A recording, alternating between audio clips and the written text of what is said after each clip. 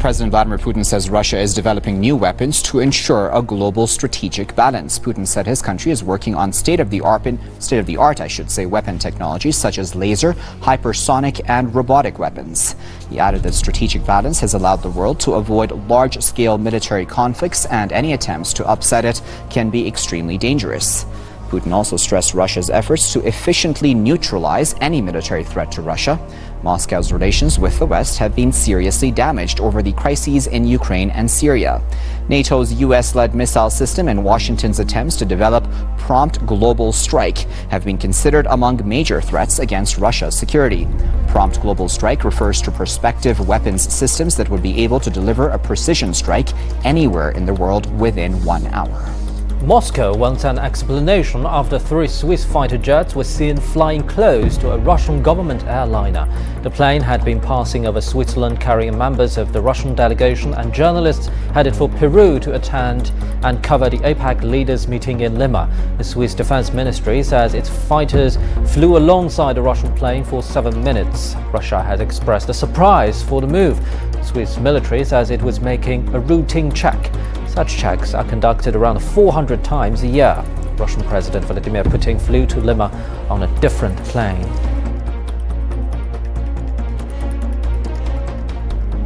Did you see this today? There was this plane just circling, the metro circling and circling, and many of you called us asking what was going on. So we got on the phones for you. We called the Air Force. We called other military. We called DIA, the FAA. And still so far, the only answer we got is, I don't know. The U.S. State Department says it was either Syria or Russia that conducted airstrikes hitting hospitals in different parts of Syria. But what the State Department hasn't done is provide any evidence to back up those claims. Did you, the State Department, draw the conclusion that Russia hit the hospitals based on their location, knowing that Russia was carrying out operations in Idlib in the past few days? We know it wasn't coalition aircraft, so it either had to be Syrian or Russian aircraft. I don't know. And wouldn't get into, as I never have from this podium, a specific discussion of each and every airstrike and who and how it was conducted. That's not for me to say.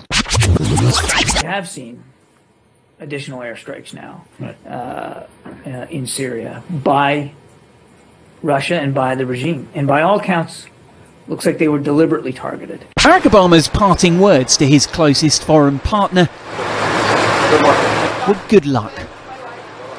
The outgoing US president says a Donald Trump White House will still value the fundamentals of the transatlantic alliance. But neither leader hides that the relationship may well look rather different. For one thing, the president-elect has promised to thaw relations between Washington and Moscow. That is not yet in his power, though. European and US leaders have agreed to extend sanctions over Russia's annexation of Crimea.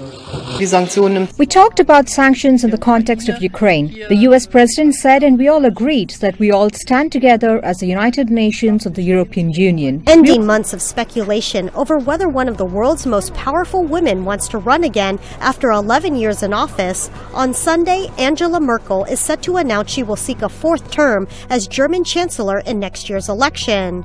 At a time of uncertainty after Britain's vote to leave the European Union and the election of Donald Trump as the next U.S. president, the 62-year-old conservative is widely seen as a stabilizing force in Europe. On Sunday afternoon, she meets other leaders of her Christian Democrats in Berlin to prepare for a party conference in December. It is the last meeting before the election.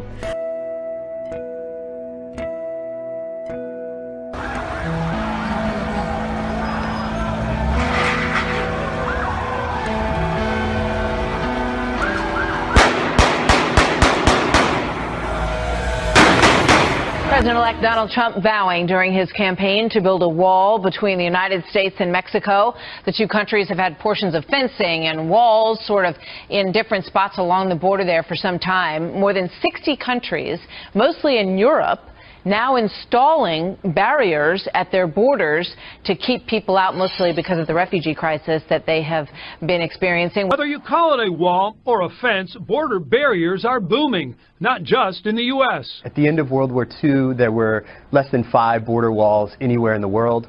As late as 1989, when the Berlin Wall came down, there were about 15 border walls. Today, they're almost 70. Greece, Hungary, Israel, countries are building walls to keep immigrants and refugees out. What the walls are meant to do is to be a form of deterrence, to make it much harder to cross a border, with the idea that that will discourage people from trying to cross. We have a lot better idea of what's coming across the border, and we're a lot more likely to apprehend it. Along the southern border, agents rely on 350 miles of existing fence. We might only have 30 seconds to a minute before we lose sight of those people. The point of the fence is to slow down the traffic in areas where they're able to quickly move into the U.S. It's clear that President-elect Trump will have his hands full with foreign policy issues from day one, among them the Syrian civil war and refugees. How many refugees America lets in has been controversial. Now one expert is suggesting that how many and who gets invited should be left up to the American people. In his recent article, Coming to America, May writes that he disagrees with those who want to close off America's borders completely, but thinks prioritizing who gets to come in by considering what's best for America is smart policy, especially when you consider that of the first 11,000 Syrians invited to live in America, only 56 of them are Christian. Both houses of Congress and the Obama administration have recognized that genocide is taking place in the Middle East. They've designated that there are victims of genocide. Genocide means whole communities being targeted for extermination. It seems to me once you agree and understand that these communities are facing genocide, you need to prioritize those victims. And that means they get to the front of the line. It's inaction that runs counter to U.S. policy, not to mention immoral, when you consider the lessons of World War II, Bosnia, and Rwanda. Instead, the U.S. has designated Christians in Syria and northern Iraq as suffering, but told them they'll have to get in line. And even that isn't as easy as it may sound. They're afraid to go to the camps the UN has set up. It's not the UN's fault exactly, but they are not protected in those camps from Islamic State infiltrators, from criminal gangs, and from other people in the camp who may be hostile to Christians for all sorts of reasons.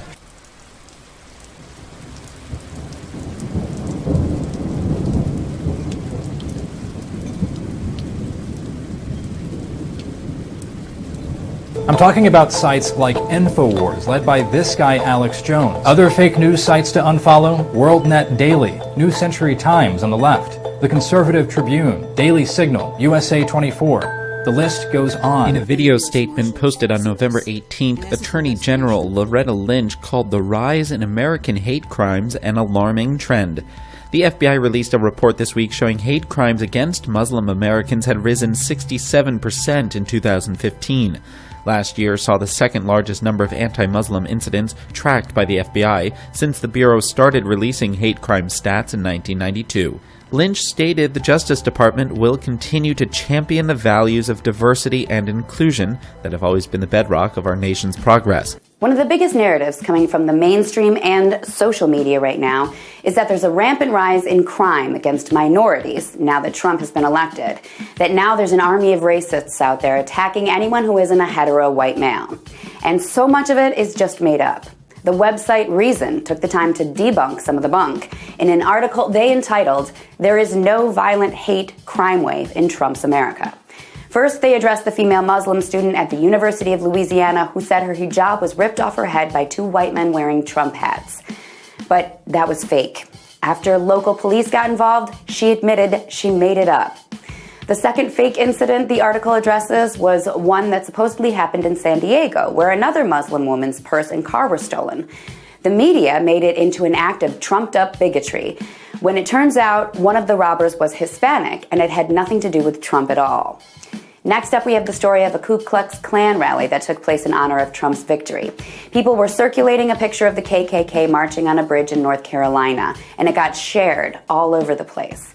But that was also false. The picture was of conservatives happily waving flags, but American ones, not KKK ones. Also, one of the participants happened to be a Cuban immigrant who said he was just celebrating his freedom.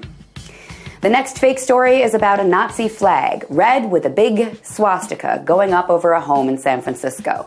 Now, the flag was hoisted, and the picture went viral. You couldn't log on to any social media site without seeing it, and everyone was like, this is the new normal. Proud Nazis everywhere. But it turns out the guy who put it up is totally anti-Trump and told the local news that he put it up as some kind of anti-Trump political commentary. However that was supposed to work. The Reason article lists a bunch more fake or unsubstantiated stories too. Look, everyone, I'm sure there are instances of stupid idiots doing stupid things right now. But the bottom line is this: a lot of this narrative about the hate crime wave is nothing more than a wave of disinformation with the sole purpose of scaring and angering people. In less than 2 weeks, thousands of Hoosiers will see a change in their paycheck as overtime rules are changing all across the country. Yeah, an estimated 4.2 million Americans who are on salary right now and don't get overtime are now going to be eligible for it. That's about 250,000 Hoosiers. 250,000 people. For many, that's a good thing, but this change is leaving small businesses scrambling to figure out how to deal. It's a very big deal. Megan Isgen is busy on this Friday making last-minute changes to the payroll. She's the head of HR for OneClick, an e-commerce business based out of Greenwood. It's a huge change for a lot of people. She's talking about the new overtime rule handed down by the U.S. Labor Department. On December 1st, anyone who is salary and earns less than $47,476 a year now must be paid overtime for working more than 40 hours a week. The old cutoff was just $23,000. About 250,000 Hoosiers who were salary will now be considered hourly. We had about 10 people who are going to be making that change, and that's a pretty big percentage for a company of 50 people. Businesses like OneClick are left trying to adjust to the new rule. Some Hoosiers are getting a raise past the $47,000 threshold so their employers don't have to pay them overtime.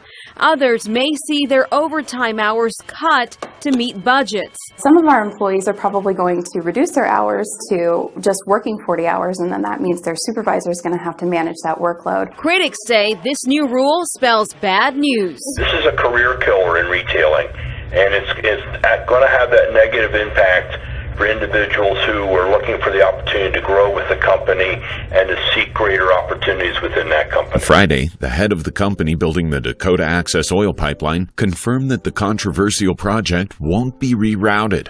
However, Kelsey Warren, the CEO of Dallas-based Energy Transfer Partners, added that he'd like to meet with Dave Archambault, the chairman of the Standing Rock Sioux, to address the tribe's concerns over the pipeline hurting its drinking water and cultural sites.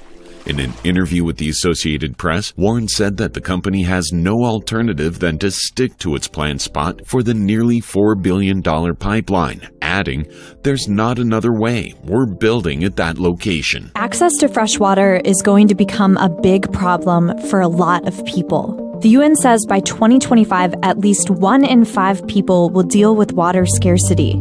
By 2050, the demand for fresh water will have increased by 50%. Meanwhile, we're already running out of groundwater reserves. Droughts all over the world mean getting water isn't easy for everyone. After a years-long California drought, an unprecedented number of trees are dead up and down the coastal state. And that poses a huge threat to local communities. It's estimated 36 million trees have died since May, which would put the total number of dead trees in the state at more than 102 million. Those dried-up trees fuel wildfires. Big blazes have burned over 140,000 acres in 2016 alone. To fight the problem, officials are trying to use the trees for lumber or for fuel and energy plants. Authorities are predicting the die-off will last at least another couple of years. Even if California got an unusually high amount of precipitation, it wouldn't do much to curb the damage for some time. According to researchers, some workers at hog production facilities in the United States have contracted skin infections from drug-resistant superbugs. Overuse of antibiotics used to speed up growth has been linked to the development of bacteria that doesn't respond to many antibiotics. Study leader Christopher Heaney said, "This study suggests that carrying these bacteria may not always be harmless to humans." After conducting nasal swabs on over 100 workers and their families, Staphylococcus was reportedly found in 44% of workers and 39% of their household members. Nearly half of the infections found were multi-drug resistant, meaning they do not respond to antibiotic treatments. Korea's first outbreaks of bird flu caused by the H5N6 virus have been reported at 2 poultry farms in the central and southern parts of the country. According to the Ministry of Agriculture, Food and Rural Affairs, more than 62,000 ducks have been culled to stop the spread of the virus, and vehicles are being stopped from coming within 3 kilometers of the farms. The Agriculture Ministry reported last week that the virus had been detected in the droppings of migratory birds. H5N6 has been found in several Asian countries and has led to at least 6 deaths in China. Scientists are warning of a new earthquake danger in Northern California. Oh boy, they've discovered that 2 fault lines linked together north of San Francisco, creating a new risk for the nearly 7 million people that live in the Bay Area. Some 1,200 emergency responders took part in an earthquake drill yesterday. A magnitude 7.8 earthquake hits California and the clock is ticking. Whoa! National Guardsmen are working to pull a trapped man from an elevator shaft, while a specially trained dog searches for stranded survivors. This drill is meant to help emergency responders prepare for the real thing. You want to be the best prepared, the best trained, and the most efficient as possible. But these extreme scenarios could easily become reality. USGS scientists recently discovered that 2 of the country's most dangerous faults, once thought to be at least 2 miles apart, are actually connected, creating one massive 118-mile-long fault. Using this acoustic device, they confirm that the Hayward Fault meets the Rogers Creek Fault in the shallow waters of the San Pablo Bay near San Francisco. What kind of damage are we talking about here? More damage than Hurricane Katrina in terms of loss. In 1906, the Great Quake leveled entire San Francisco neighborhoods, killing thousands. In 1989, the Loma Prieta quake killed 63 people and caused $6 billion in damage. In New Zealand, a 7.8 magnitude earthquake has lifted the seabed up to 6.5 feet in some areas. The northeastern coast of the South Island was the region affected by the quake, following vertically moving seismic faults which also created fissures in the region's roadways. Bedrock covered in seaweed was visible as well as a variety of marine life. According to researchers, this new seabed could become a permanent part of New Zealand's coastline.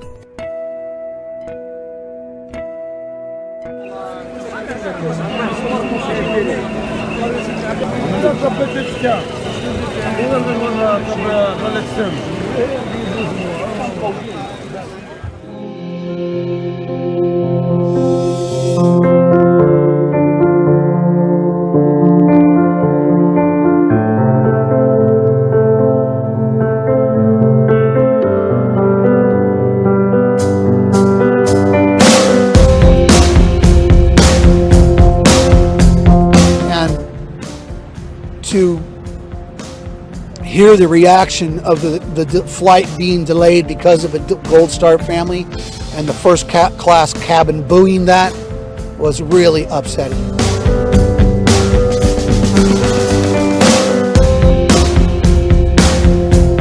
It's not for protest. It's for the death of the people that are saving us. Yeah, I know you love me too. Oh, kiss her. That's a good picture. I got to kiss her.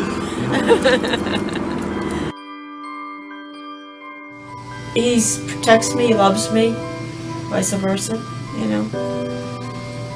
And we just have a strong connection.